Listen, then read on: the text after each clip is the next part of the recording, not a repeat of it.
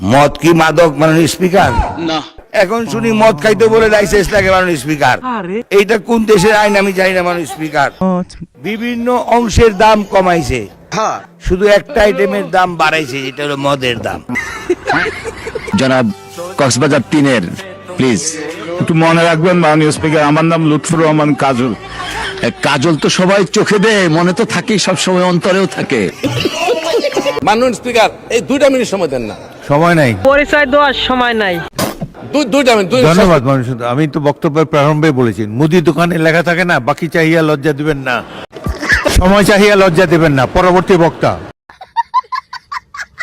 তো আজকের এই ভিডিওতে আমি আপনাদেরকে আবারও দেখাতে যাচ্ছি নেতাদের কিছু ফানি ভিডিও। মানে স্পিকার হাফিজ সাহেব থাকলে রিলেট করতো, উনি ভোলার মানুষ থাকতে। মানে স্পিকার একটা বাড়ি, সরি হাফিজ সাহেবকে, সরি স্পিকার সাহেব, thank you. So sorry, sorry বললেই সব সমস্যার সমাধান হয়ে যাবে। So sorry. আমি দীর্ঘদিন গুম ছিলাম, আল্লাহ আমার কিছুটা সময় বাড়িয়ে দিয়েছে। আপনিও আমাকে 5 মিনিট সময় দেন মাননীয় স্পিকার। দেন মাননীয় স্পিকার, 5 মিনিট সময় দেন। এনারা যেভাবে সময় চাচ্ছে, ঠিক এরকম ভাবেই আমরা মার্কেটে কোনো জিনিস কেনার সময় দাম দর করি।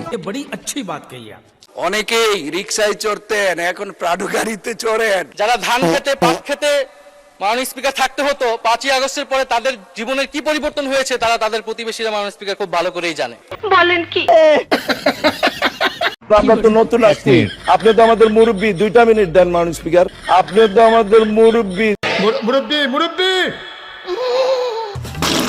এলাকার কথা একটু না করলে তো এলাকায় জায়গা পাই না মাননীয় স্পিকার।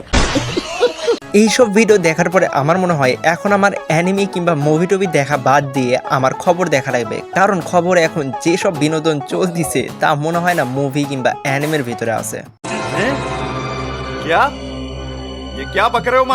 আরেকটি কারেকশন, এখানে আমার নাম শহীদ উদ্দিন চৌধুরী অ্যানি।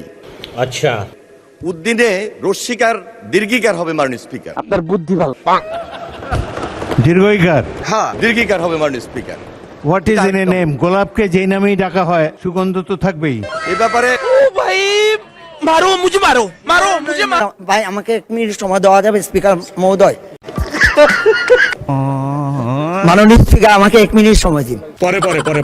ভাই বলেছেন যখন, তো দিতে হবে 1 মিনিট সময়। বলেন 1 মিনিট, ভাইটাই বলবেন না। আমার তো আপনারা হয়তো আমার ভয়েসে কোনো ধরনের এনার্জি পাচ্ছেন না, কারণ আমি কালকে সারা রাত ধরে ফুটবল খেলা দেখছি। কালকে ছিল পর্তুগালের খেলা, পর্তুগাল ভার্সেস ক্রোয়েশিয়া, রাত 5টার দিকে।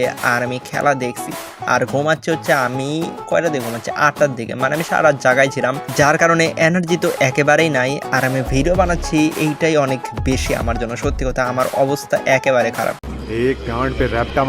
বাজেটকে বাইরে অনেকে বলছে চানাচোর মার্কা বাজেট, যা শুনতে ভালো লাগলেও খেলে পেট খারাপ হয়।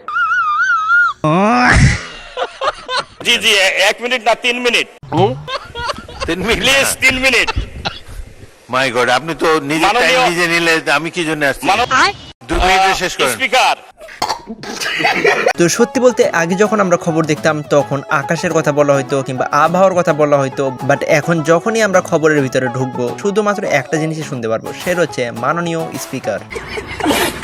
নৌকার তলা গেছে ডুবি, লাঙ্গলে নাই চাষ, ডিজিটাল পাল্লায় মাইপা দেখি ধানের শীষ পাস।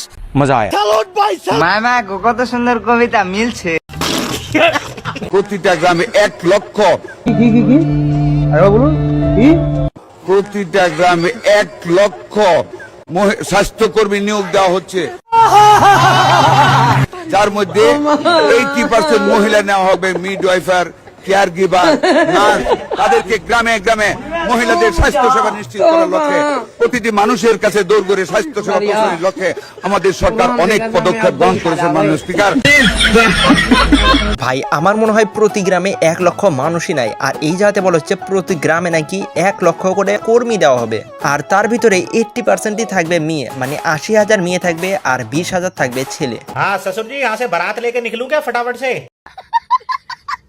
আমি 2 মিনিট সময় নেবো, আমি একটু ক্লিয়ার করে দেবো মাননীয় স্পিকার, যেহেতু আমার নাম রেফার করেছেন, এটা সবার জন্য। 2 মিনিট সময় নেবো, যদি আপনি একটু আমাকে একটু পারমিশন দেন। হ্যাঁ, এটা উনি আপনার কাছ থেকে কেন জানতে চাইলেন? আপনি তো ইসলামী ব্যাংকের কিছু না। আমি লক্ষ্য করেছি এই সংসদে অনেক অনুমান নির্ভর কথাবার্তা হয়। বাবু গয়েশ্বরচন্দ্র রায় আপনাকে রেফার করার কোনো কিছুই না, আপনি ইসলামী ব্যাংকের কোনো কর্মকর্তা না, ইসলামী ব্যাংক সম্বন্ধে কোনো ধারণা নাই।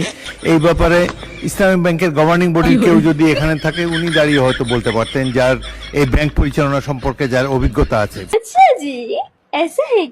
আচ্ছা, আমি শুনলাম ইসলামী ব্যাংক থেকে নাকি টাকা তোলা যাচ্ছে না, কি জানি সমস্যা হয়েছে। আমি এই খবরটা নিউজ থেকে পাইনি, আমি এই খবর পাইছিলাম আমার এক বন্ধুর কাছ থেকে। ওর বাবা নাকি অনেক টাকা রাখছিল, বাট টাকা এখন তুলতে পারতেছে না। তো আপনাদের ভিতরে কারোর টাকা যদি ইসলামী ব্যাংকে থেকে থাকে আর আপনি যদি সেই টাকা না তুলে থাকেন, তাহলে কমেন্ট করে জানান আপনার কত টাকা ব্যাংকে ছিল। আলোচনা করছি শহীদ জুলাই যোদ্ধাদের ব্যাপারে, এই সম্পর্কে আপনি কিছু বক্তব্য রাখবেন? মাননীয় স্পিকার, আমরা পূর্ববগত না, আর নতুন আসছি তো ছোটখাটো ভুল হয়েই যায়। আবার মাইকেরও আপনাদের ভালো ডিস্টার্ব আছে। আপনারা যদি আমাদেরকে পতন করার হুমকি দেন তাহলে বিরোধী দলের অবস্থান থেকে আপনাদেরকে পতন ঘটানো হবে ইনশাআল্লাহ। তাহলে বিরোধী দলের অবস্থান থেকে আপনাদেরকে পতন ঘটানো হবে ইনশাআল্লাহ।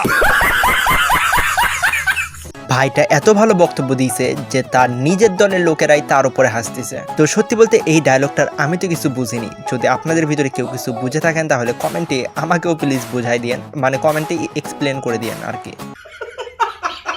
আমি বর্তমানে একটু কনফিউজ আছি। বেশ কয়েকদিন ধরে আমাদের বিরোধী দলের নেতাদের অনেকগুলি স্পিচ শুনলাম। ঘুম ভালোবাসি রে, আমি ঘুম ভালোবাসি। বুঝতে পারলাম যে যখন আমাদের অর্থমন্ত্রী কোনো বড়